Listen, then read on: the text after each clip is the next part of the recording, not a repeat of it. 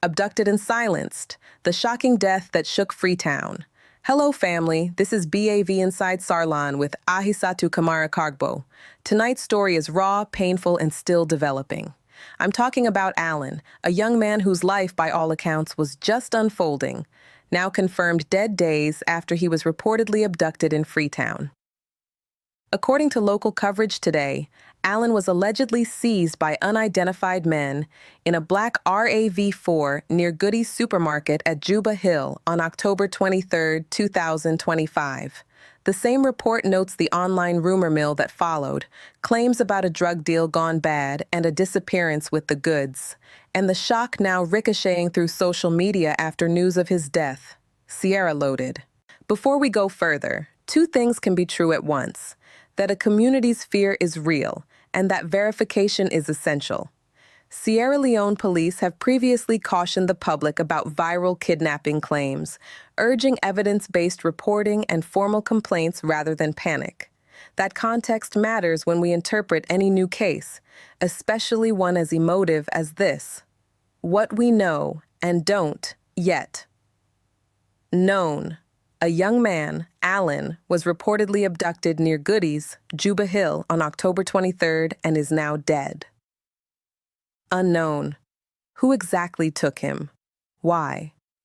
Where is the chain of custody of evidence? CCTV pulls, number plates, witness statements, and phone records. Has there been a formal identification by next of kin? An autopsy report? A public brief from Sierra Leone Police Criminal Investigations Department CID, or an appeal for dash cam footage from motorists around Juba on that date? These unanswered questions are not gotchas. They're the scaffolding of justice. Without them, we're left with rumors, grief, and risk of copycat violence. The wider West African picture. Let's place this tragedy in a regional frame. Across West Africa, abduction and kidnap for ransom sit on a grim spectrum of criminal markets, drug trafficking, illicit finance, human smuggling, that fuel local insecurity. Recent analysis of illicit hubs in West Africa, 2025, maps how these economies incubate violence and opportunistic crimes in and around cities like Freetown, Accra, and Lagos. Global Initiative. Data from regional trackers shows how the burden is heaviest in parts of the Sahel and Nigeria, where mass abductions and highway kidnaps distort daily life. A mid-year 2025 security review counted 12,964 conflict-related deaths across 5,900-plus incidents, with Nigeria, Burkina Faso, Mali, and Niger bearing the overwhelming share, and a sharp rise in mass abductions noted in Nigeria, CDD. Economically, the kidnap for ransom market is not myth.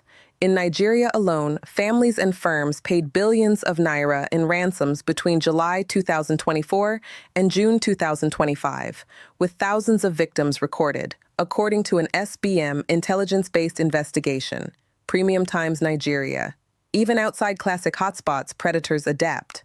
In Ghana this October, Senegalese teenager Cheikh Touré was lured by fake football scouts, abducted, and killed after ransom demands. An attack that jolted the region's sporting ecosystem into issuing warnings about fraudulent trials. Daily Sabah. Sierra Leone is not the Sahel, but we are not insulated. The U.S. Travel Advisory in September 2025 flagged persistent violent crime risks in Freetown and resource constraints facing law enforcement. Again, context, not condemnation. Travel.state.gov. Critical analysis, what Alan's case tests in Sarlan. 1. Urban security blind spots. The Juba Hill Goody's corridor is busy. Taxis, private cars, shops. If a RAV4 carried out a snatch and go, what do roadside businesses and home cameras show from October 23, 2025? Do we have a functioning CCTV grid stitched together by police MOUS with private operators? If not, this is an immediate policy gap. 2. Crime rumor feedback loop. Sierra Leone police have battled waves of viral kidnapping posts, some false, some unverified. When a real case emerges, prior skepticism and panic collide, hindering witness cooperation. That's why fast, routine public briefings from CID, what we know, what we're asking, are essential. Sierra loaded. 3. Illicit economies and young men. Whether or not drugs touch this case, Freetown's exposure to Kush markets and cross-border trafficking increases the opportunity for violent criminality, abductions for debt collection, intimidation, or retaliation. Regional research links these markets to spikes in targeted violence. Global Initiative. 4. Victim dignity and due process. Alan's memory cannot be left to hashtags.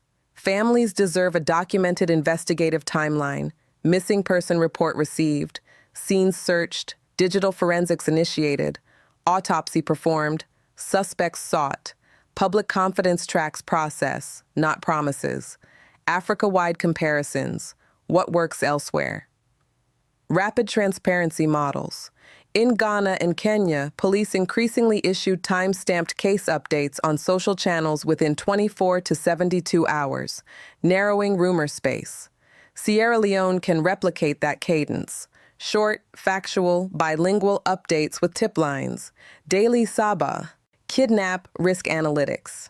Nigeria's data ecosystem, think SBM intelligence and civil society trackers, helps shape policy, ransom patterns, route risks, time of day profiles.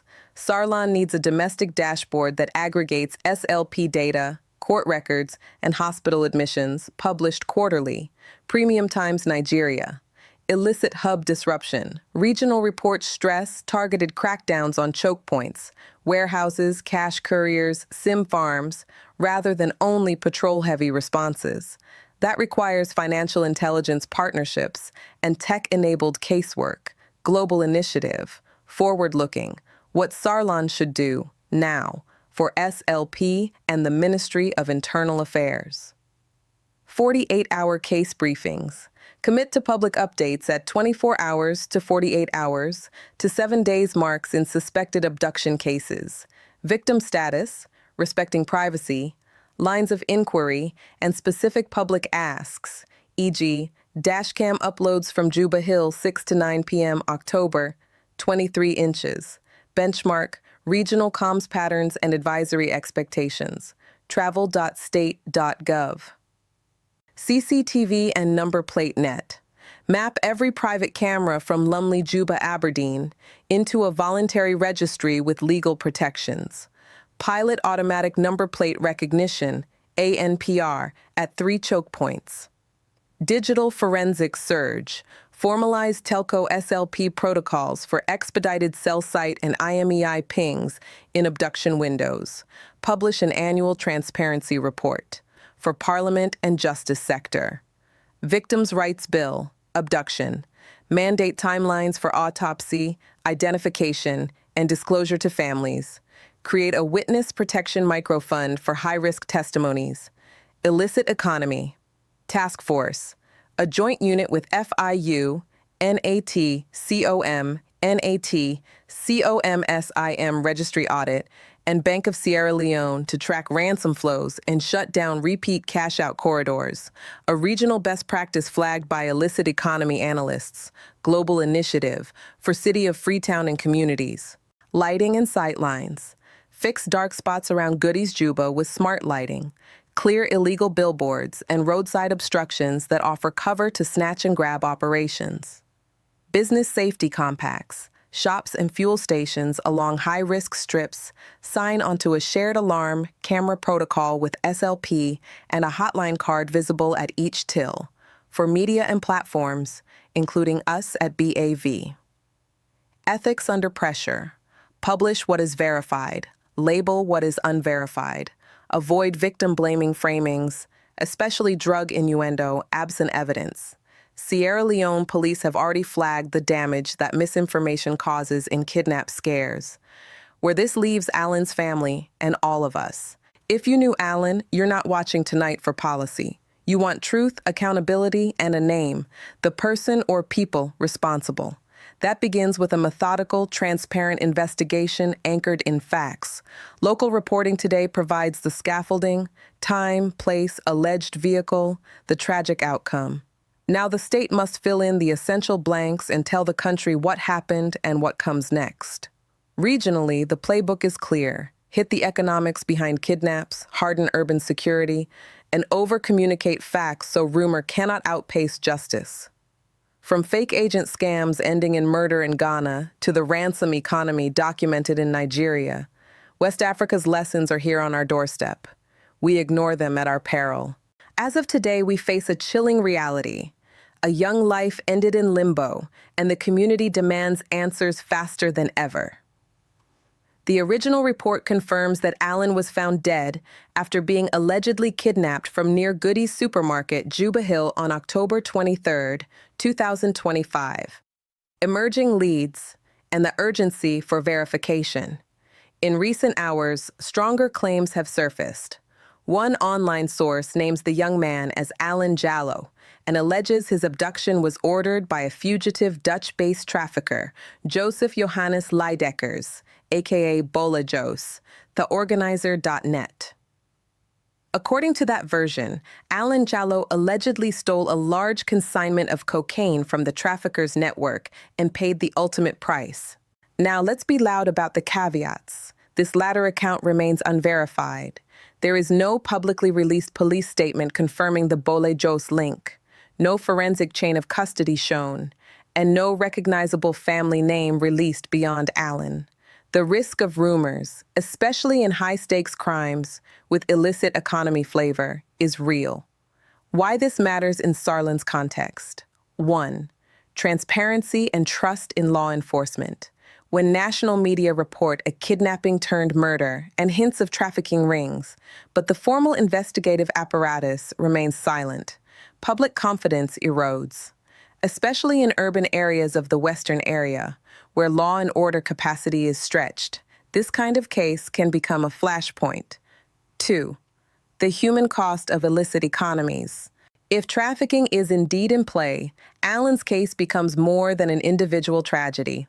It signals how young men may be drawn into high-risk ventures with lethal outcomes. From West Africa's vantage, the trafficking kidnap-murder cycle is one of the more pernicious offshoots of unregulated criminal networks. 3. Media, social media, and moral hazard. Social media posts speculated about Alan's involvement in a drug deal after his abduction. Such speculation has twofold danger. It may stigmatize the victim's family and also distract from the basic facts required for proper investigation. Press and citizen reporters must tread carefully, tag rumors clearly, demand verification, and avoid amplifying unconfirmed suspicion as fact.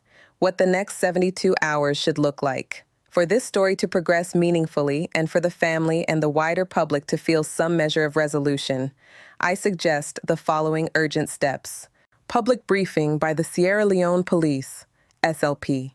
Within 24 to 48 hours, they should release what has been verified so far.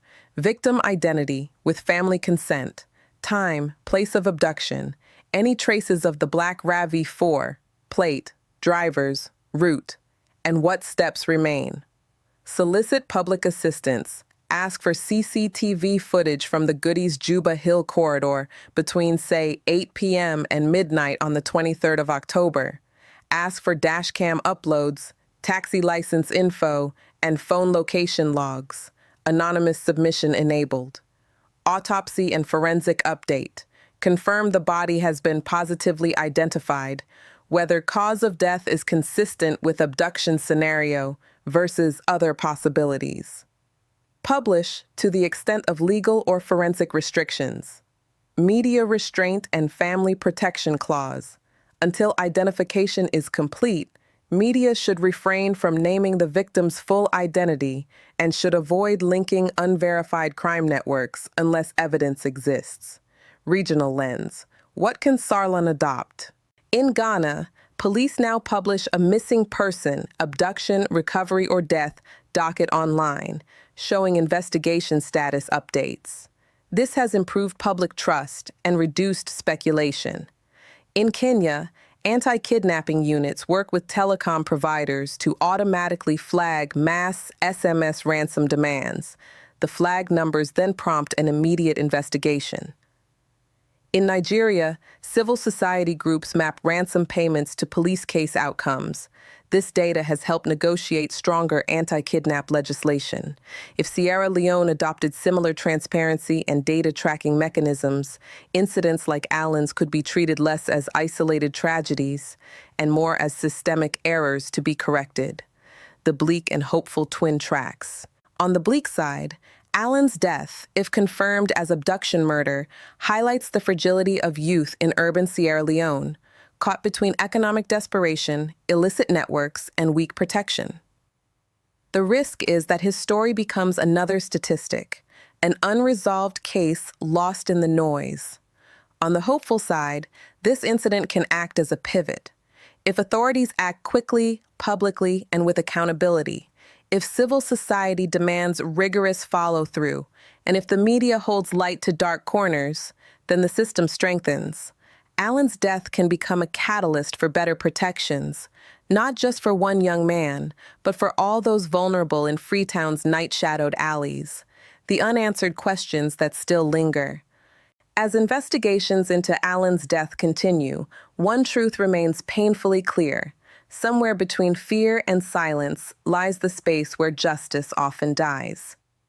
Witnesses in the Juba Hill area have reportedly hesitated to come forward, either out of fear of reprisal or mistrust in the system. In Sierra Leone, as in much of Africa, citizen cooperation with police investigations often hinges on the belief that speaking up actually leads to justice. That's the gap this case exposes most sharply. If citizens fear retaliation and if the police lack witness protection mechanisms, then justice becomes performative, an appearance without teeth. Lessons from across Africa. 1. South Africa's model of community policing forums, CPFs, shows what partnership can look like. Local citizens embedded in structured, legally backed watch networks that feed real-time information to the police. 2. Ghana's 2025 digitized crime reporting app, which allows anonymous uploads of videos or GPS-tagged evidence, has become a quiet success. Within months, it helped crack multiple abduction and robbery cases. 3. Kenya's Independent Policing Oversight Authority, IPOA, remains an imperfect but bold experiment in holding police accountable when investigations stall or evidence is mishandled. Sierra Leone can draw from these experiences, not by copying them blindly, but by localizing the principles of transparency, data integrity, and public confidence. The deeper story behind Allen's tragedy. Allen's death, whether or not linked to the alleged drug trade, reveals a generational fracture.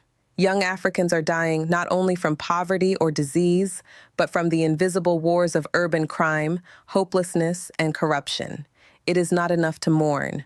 We must ask why so many young men and women find themselves orbiting danger, be it in drug networks, migration scams, or trafficking syndicates.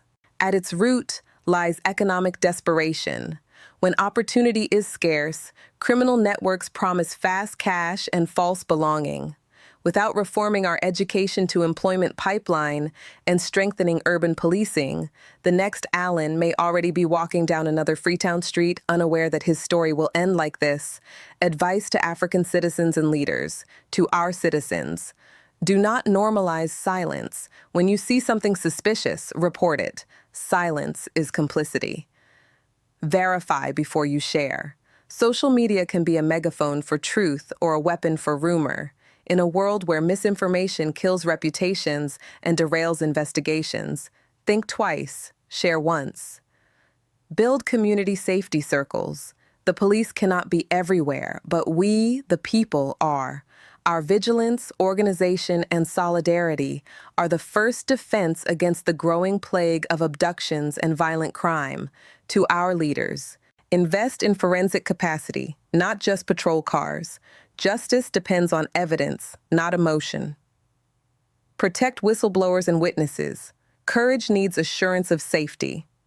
Modernize public communication. A timely, factual press briefing prevents 100 rumors. Create opportunities that keep the youth alive and hopeful, because when governance fails, crime becomes an economy.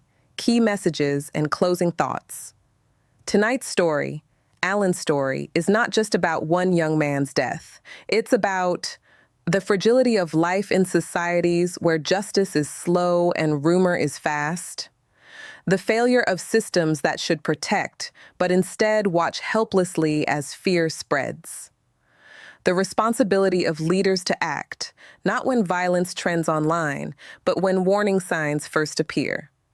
The duty of citizens to rise above apathy, misinformation, and fear. Alan's life has ended, but his story must not. It should become a rallying cry for every African society still struggling to reconcile democracy with accountability, freedom with safety, and progress with justice. Until institutions work as they should, we, the people, must be their conscience. Justice for Alan and safety for all. Alan's story is not just a tragedy, it's a warning. Until our systems protect the innocent and punish the guilty, no one is truly safe. I'm Isatu Kamara-Kargbo, and you've been watching The Bold African Voice, BAV. Don't forget to like, share, and subscribe. And remember, when we stop paying attention, injustice wins.